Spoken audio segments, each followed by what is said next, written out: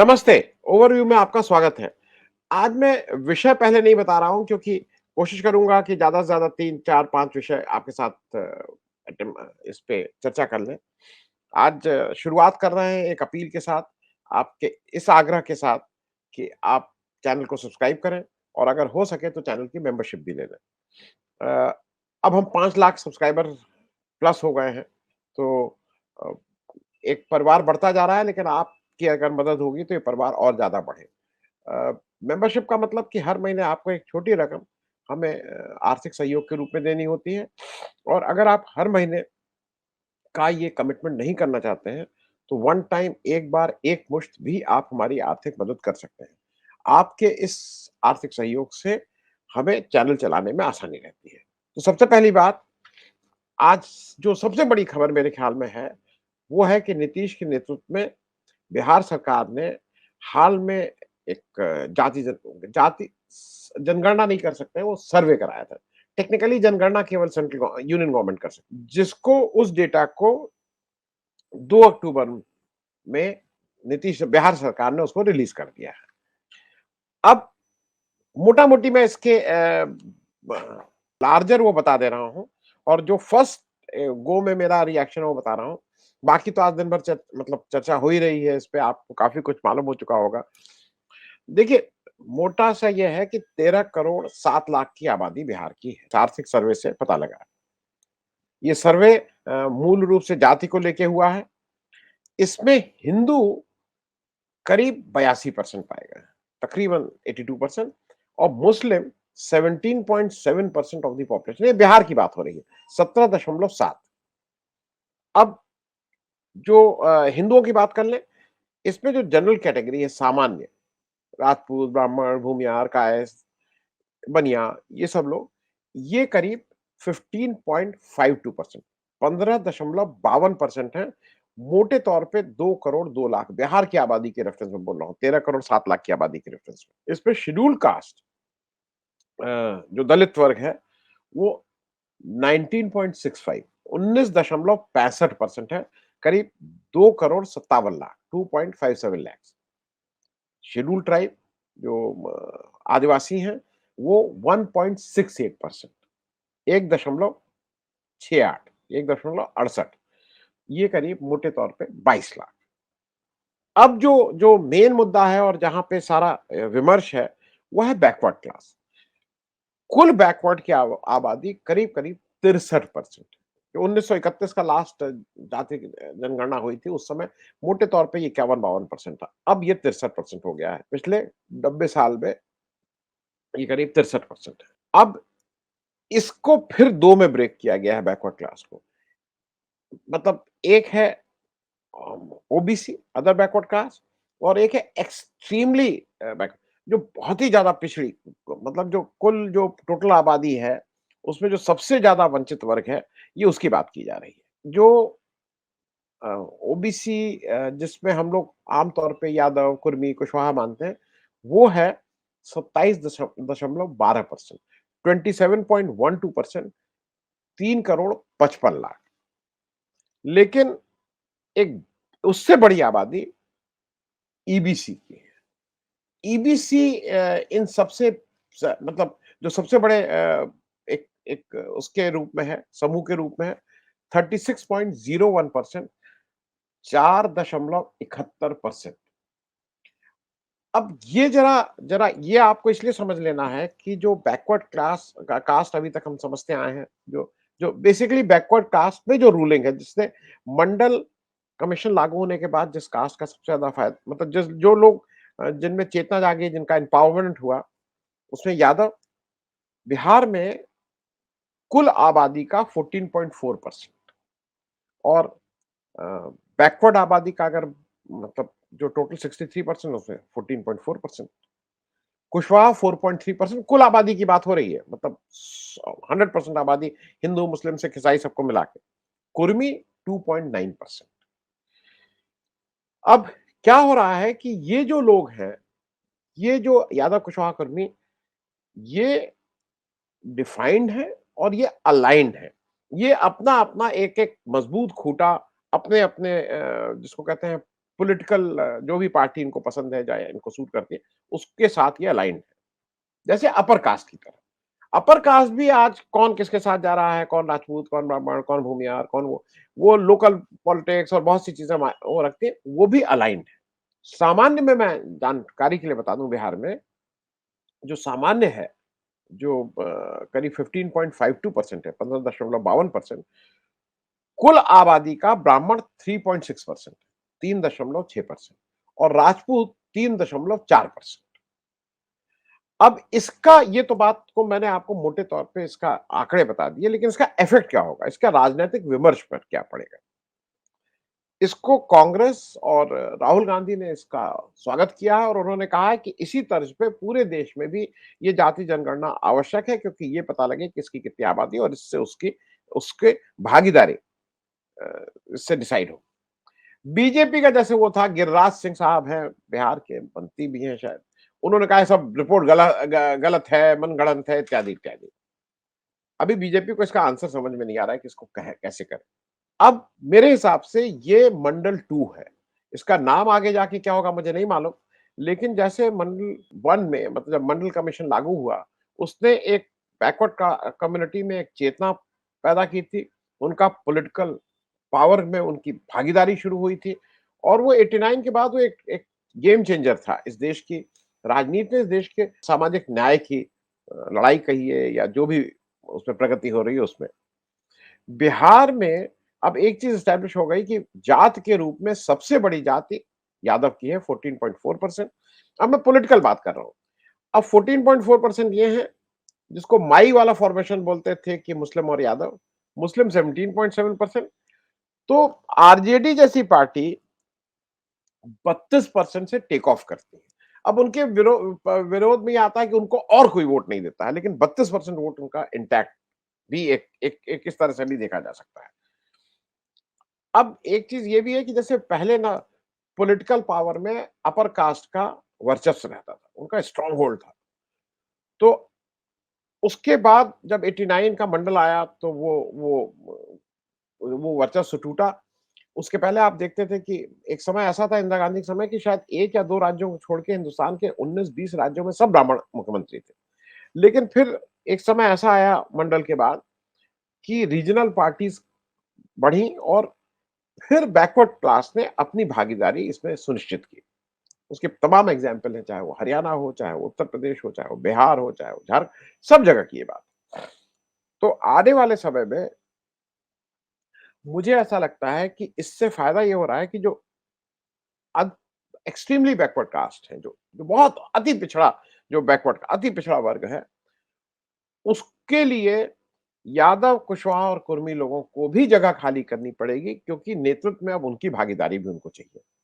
अभी तो मान लीजिए अपर कास्ट राजपूत ब्राह्मण लोगों को लग रहा है कि नहीं हमारे हाथ से सत्ता निकल गई। लेकिन ये एहसास अब धीरे-धीरे बाकी बैकवर्ड कास्ट को भी होगा और उसकी जगह एबीसी को ये जगह देनी ही पड़ेगी। वो it is a matter of time. वो आज अगले 1 साल में होता है कि अगला 10 साल लगेगा, लेकिन वो जगह देनी होगी। मैं एक एक पक्ष और कह के इस बात को समाप्त करूँगा। जैसे आज संविधान सभा बनी थी, इतनी बड़ी सभा थी, 3 साल तक मीटिंग हुई, सबने उसमें पार्टिसिपेट किया। लेकिन संविधान के साथ जैसे डॉक्टर अम्बेडकर का नाम जुड़ गया है। मंडल एक बड़ा प्रोसेस था, मंडल कमीशन बना, उसने सारा कुछ उस पे काम किया, लोगों के पास गए, सर्वे किया, रिपोर्ट बनाई। लेकिन मंडल के साथ नाम जुड़ गया विश्वनाथ प्रताप सिंह का, वीपी सिंह का। मुझे लगता है उसी तरह से ये जो रिपोर्ट जाति जनगणना जो बिहार से हुई है, तो अति पिछड़ा का जो सशक्तिकरण है, उसके साथ नाम जब जो तारीख लिखी जाएगी, जब हिस्ट्री लिखी जाएगी, तो नीतीश कुमार का जुड़ गया है, उससे कोई उनको अलग नहीं कर सकता है। एक बात और हुई है जो मैं पॉलिटिकल बात कह दूं, नीतीश आज नायक के रूप में फिर से अपने को रीएस्टैब्लिश कर लिए हैं। एक समय था जब ये माना जाता था कि मोदी जी के अगेंस्ट विपक्ष का कोई कैंडिडेट नीतीश कुमार हो सकते हैं। फिर वो एनडीए में चले गए, इधर-उधर गए, तो उनका वो उनसे छूट गया था। लेकिन वो नेतृत्व आज मुझे लगता है कि आज नायक के रूप में फिर से वो रीएस्टैब्लिश हो गए हैं। मैं कुछ मैंने क्योंकि इसलिए पहले कहा था कि मैं सिलसिलेवार नहीं कर रहा हूँ। मैं कुछ चीज़ें जो मेरे आज एक एक और बहुत बड़ी खबर है। अब दिल्ली में आज सुबह रेड हुई है।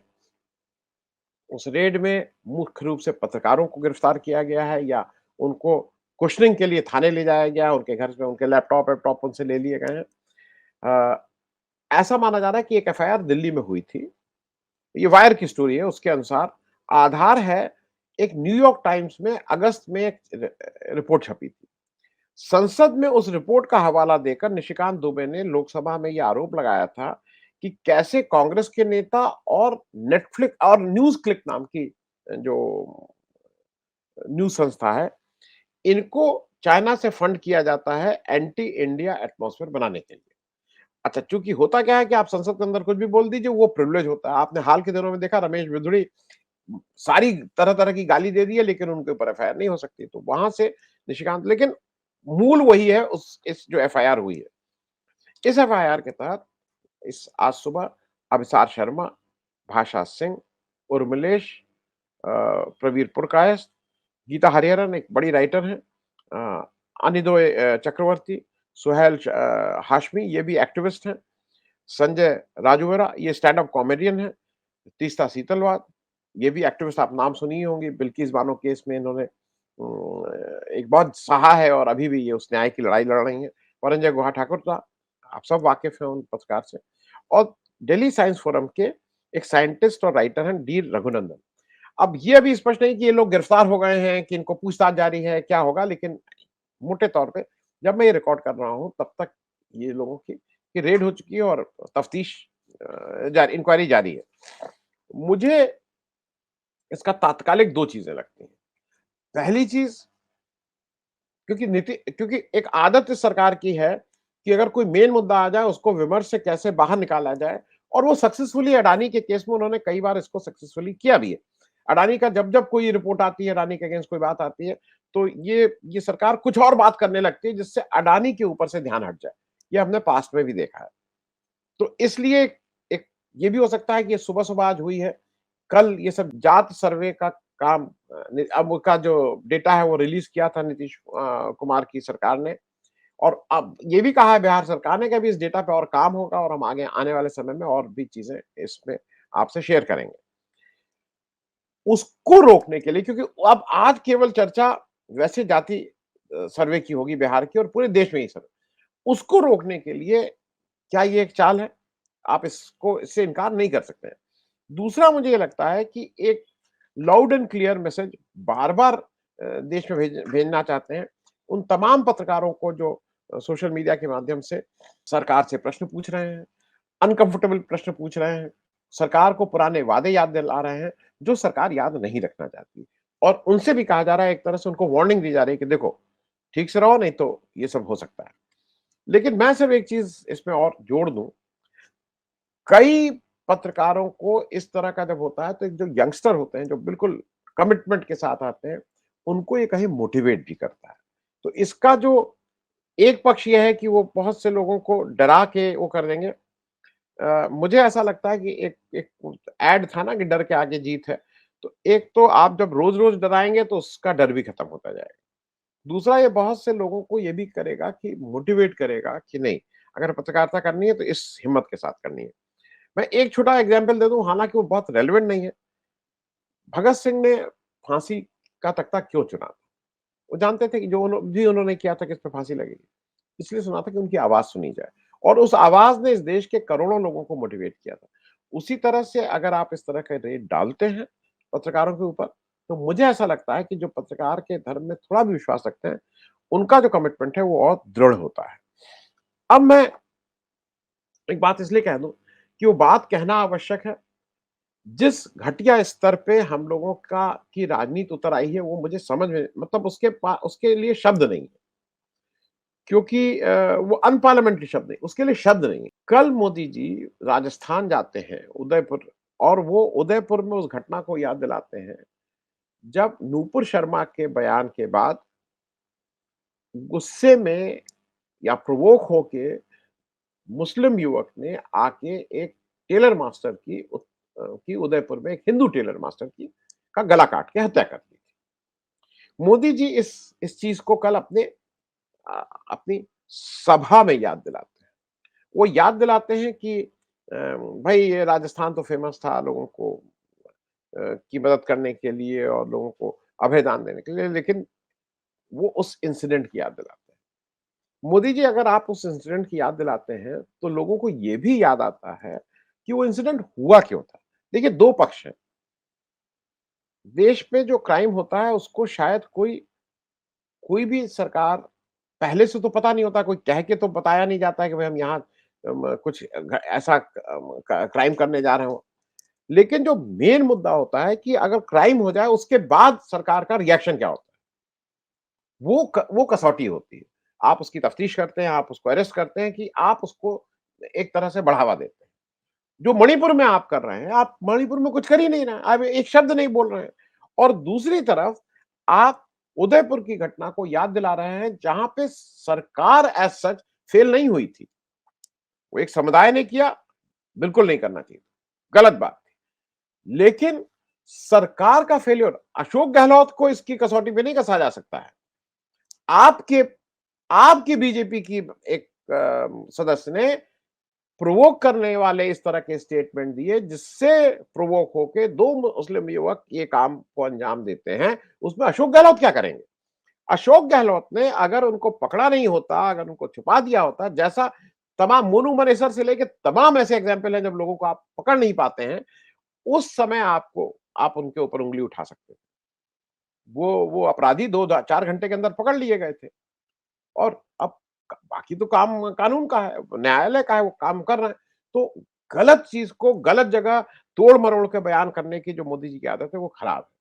मैं इस चीज़ को इसलिए भी कर दूँ कि बहुत से लोग, मैंने कल भी इसको दिखाया था, लोगों को लग रहा है इसमें क्या फ़र्क पड़ता है? इसमें फ़र्क पड़ता है।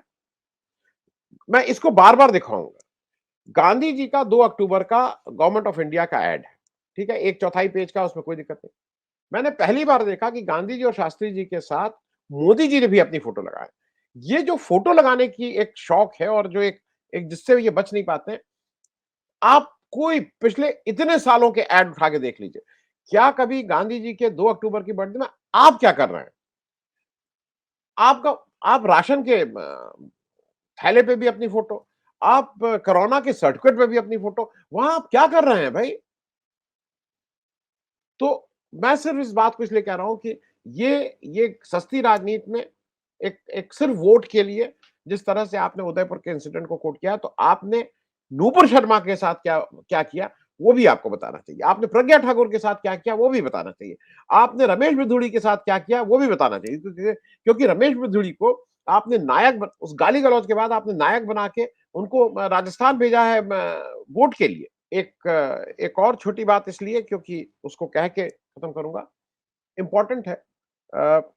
करगिल में जो लद्दाख, करगिल उनका डेवलपमेंट काउंसिल होती है, उनकी हम लोग जैसे जिला पंचायत है, क्योंकि 2 ही जिले हैं, एक करगिल है और एक लेह है, उसका इलेक्शन हो रहा है।